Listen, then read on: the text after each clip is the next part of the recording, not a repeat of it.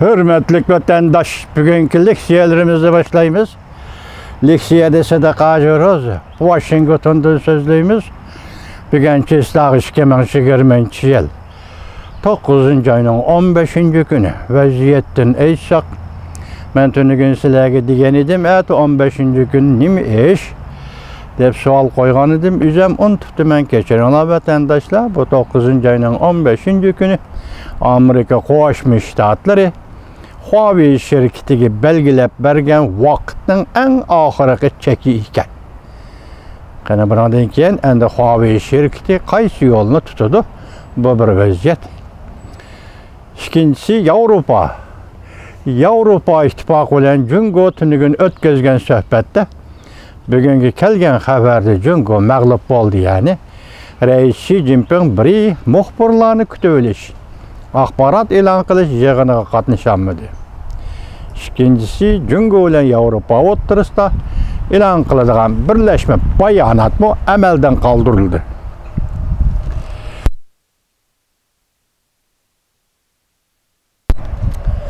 Biz shuningga aloqador, shuningga munosabatli xabarlarni sizlarga leksiya qilib so'zlaymiz vatandoshlar.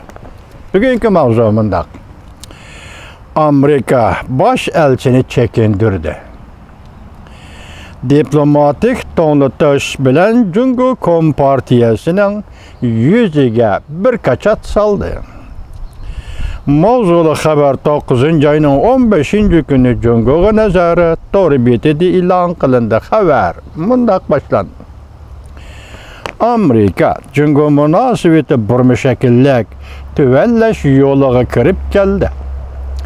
Amerika o'zining davlatida Jungo Kompartiyasini qamal qilib qolmasdan yoki chetga qilib qolmasdan yangi taraqqiyot shu bo'ldiki, Amerikaning Jungoda turishliq bosh elchisi iste'fo berdi.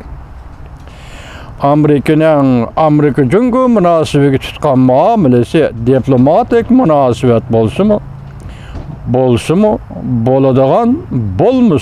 bo'ladigan bosqichga yetib keldi. Amerika hukumati har qanday ishni qiladigan bo'lsa, endi Jungoning maydonini, Jungoning pozitsiyasini, Jungoning inkosini o'ylashmaydigan bo'ldi. Nima ish qilsa qilaveradigan bo'ldi. Bu jumlalarning ba'zini bek og'ir juma, hurmatli vatandosh. Bosh elchining roli aslida aloqalashish.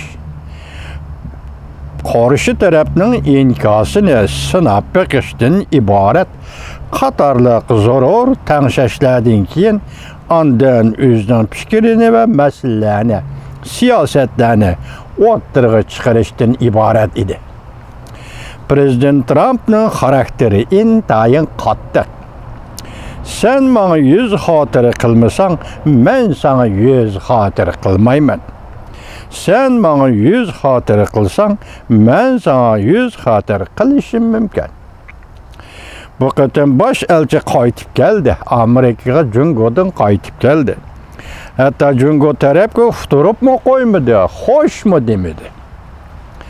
Bosh elchining qaytib kelganligini Amerika Qo'shma Shtatlari hukumati bevosita o'zi e'lon qildi.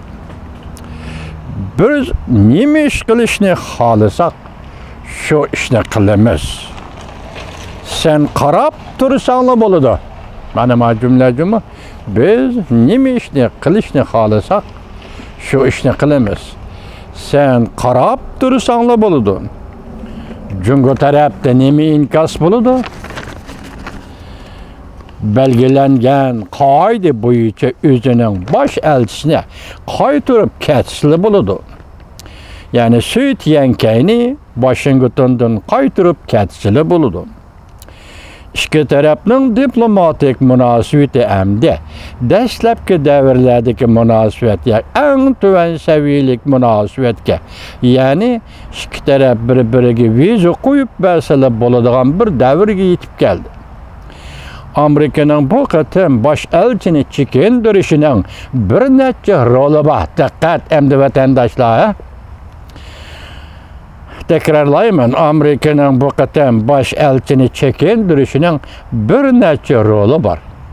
Birinci, Amerikalı qışındaq deydi ki, bizning Jungo bilan bo'lgan munosabatimiz allaqachon shu chekka yetib keldi.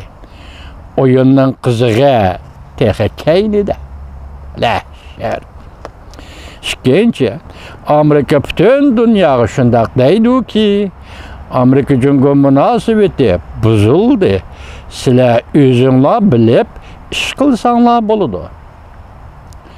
Üçüncü, Amerika Jungo xalqiga shundoq deydi-ki, Amerika Jungo munosabati buzildi emas, texmi qattiq buzildi. Dördüncü, Amerika Jungo Kompartiyasiga shundoq deydi-ki, yani baş elçini qaytirib kelish orqali Amerika Jungo Kompartiyasiga shundoq deydi-ki, bizning qiladiganlarimiz mushalarni emas. Sen texe kütüp dur.